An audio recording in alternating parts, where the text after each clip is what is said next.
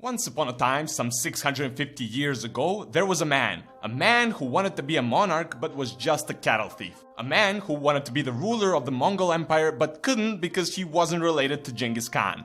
A man who wanted to be the ruler of the Muslim world but couldn't because he wasn't related to Muhammad's tribe. Meet Timur, ruler of the Mongol Empire and the Muslim world.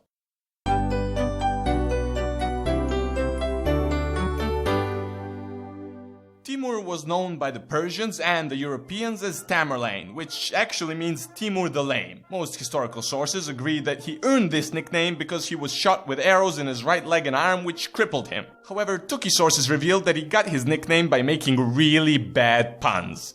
Timur lived in Samarkand. He was a cattle thief with a small group of followers. During one of their heists, he got his lame injuries. He was also a part of the Chagatai Khanate army and soon became an army leader. After the death of the Khan, the new Khan faced many land claims but had Timur on his side. He sent Timur to negotiate with an invading Khan, so Timur went and negotiated that he would switch sides and help the invaders. An amir came to dispute the new Khan and Timur switched sides again. He did this a couple of times until everyone was weak enough for Timur to easily defeat them and start his reign. Timur wanted to be the Khan, but he couldn't because only the descendants of Genghis Khan were able to have that title. Timur then put a pretty useless guy as the Khan and became an all-powerful amir. He also wanted to become a caliph, but couldn't because only the descendants of Muhammad's tribe were able to have that title. So he worked on creating a myth that he was helped by Allah, which wasn't really hard to believe because Timur never really failed at anything. He devoted the rest of his life expanding his empire. However, he wasn't reckless about it. He always had to have a reason for invading. Though, to be fair, many of the reasons were really not that big of a deal and many he invented himself. He was winning in a war against a neighboring Khanate and sent help to the Golden Horde against the Russians. Then Timur's attention turned to Persia, who struggled with many internal issues after the death of their monarch. All of eastern Persia fell to Timur, greeting him with either immediate surrender or pathetic resistance. Thinking Timur was too busy with Persia, the Khan of the Golden Horde successfully invaded Timur's empire, which in hindsight he really shouldn't have because Timur went after him, followed him deep into Russia and defeated and dethroned him. Timur occupied Moscow for a year. Having heard that Timur was in Moscow, the Persians decided to rebel and restore their territories, which in hindsight they really shouldn't have because Timur went after them, defeated them and took over again.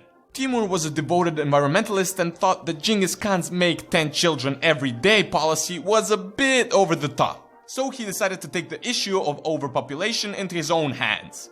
Every time a town wouldn't immediately surrender, Timur would burn down the whole city without allowing it to be repaired with stone. He ordered many of the towers to be made out of skulls that belonged to the citizens. He would massacre the whole population of towns and the death toll behind Timur counts up to 17 million people, which was about 5% of the world population at the time. Once his rule of Persia was undisputed, Timur thought he heard of Muslims being too tolerant of Hindus in India. If you think that is not a good enough reason for invading, I have some bad news for you. You are never going to restore the Mongol Empire. Timur marched towards Delhi, killing pretty much everyone in sight while on the way. He defeated the Sultan of Delhi, killing most of the residents and destroying the city. Delhi was not rebuilt for more than a century. With Timur in India, sultans of the Ottomans and Egypt decided to take a chip of Timur's empire, which in hindsight they really shouldn't have because Timur went after them, defeated them and took over Syria, Baghdad, Damascus, Anatolia, Ankara and Smyrna. In Baghdad, around 20,000 people were killed and all the monuments destroyed. Timur decided to greet the beginning of the new century with an invasion of China, but during the preparation he fell ill and died. So a cattle thief became a conqueror of the world. Not bad, don't you think? Be sure to like and share the video if you enjoyed it, and don't forget to subscribe. See you next week!